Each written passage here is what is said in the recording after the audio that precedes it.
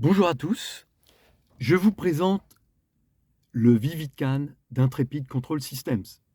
C'est un écran intelligent que l'on peut embarquer dans un véhicule afin de visualiser les informations sur le bus CAN, mais également d'interagir avec elles.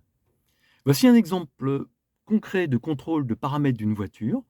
On va le brancher donc sur la prise de diagnostic du véhicule.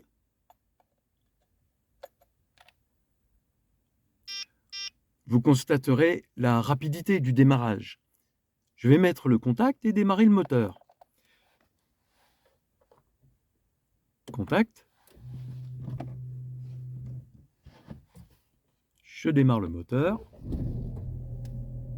Je mets plein écran et vous voyez ici les paramètres qui évoluent. Vous allez voir, comme c'est un écran tactile, je peux interagir, par exemple changer de fenêtre.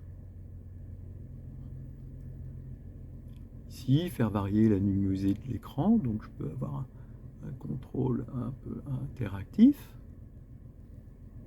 Et voici, l'application qui est dans l'appareil a été créée simplement avec le logiciel Vehicle Spy. Nous allons voir maintenant comment. Maintenant, je vous montre un exemple simple de programmation du VividCAN avec Vehicle Spy. Nous allons juste programmer un indicateur de régime moteur en utilisant des requêtes J1979 toutes les 100 millisecondes. Comme vous pouvez le voir, nous avons connecté le VividCAN par USB sur le PC et lancé le logiciel Vehicle Spy.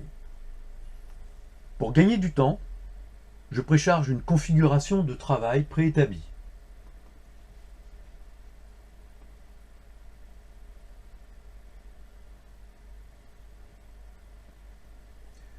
Donc vous allez voir, il y a un éditeur de messages, ici, un éditeur de script, ici, et un indicateur d'interface, un éditeur d'interface graphique. Alors passons en revue la partie message. Donc je définis tout d'abord un message récurrent de requête, donc c'est un message qui va être transmis avec cette caractéristique d'étiquette 7E0 qui correspond à une requête J1979 et avec ce contenu qui signifie une requête de régime moteur.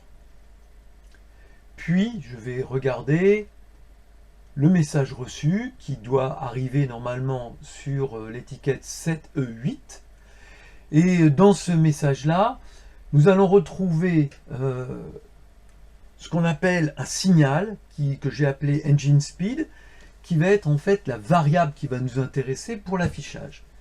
Cette variable va être un entier sur 16 bits qui va s'étendre du byte 4 à l'octet numéro 5 et dont il faudra diviser la valeur par 4.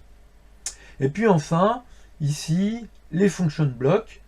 Le function block, c'est le script qui va permettre d'envoyer la requête du message transmis ici toutes les 100 millisecondes. Ensuite, nous allons porter notre attention sur l'éditeur graphique. On va constater ici que l'on a défini un gabarit qui va correspondre à la taille en pixels du VividCAN. Et dans ce gabarit, nous allons ajouter un indicateur graphique à aiguille. On va le créer ici. Hop, voici. Et à cet indicateur graphique, nous allons associer un certain nombre de propriétés. La première, la propriété la plus importante, ça va être d'attacher à ce contrôle le signal, c'est-à-dire la variable qui a été définie ici en réception, à savoir engine speed. C'est très simple. On clique dessus. On va dans la base de données des messages reçus sur le bus CAN. Rechercher le message de réponse de régime. Et dans ce message, sélectionner le signal engine speed. On l'ajoute. Et voilà, le tour est joué. On affiche la variable engine speed. Dans les unités, ça va être RPM. On peut ensuite affiner la plage de l'aiguille en disant que ça va aller de 0 à 7000 tours. On peut également changer d'autres paramètres comme la fonte utilisée.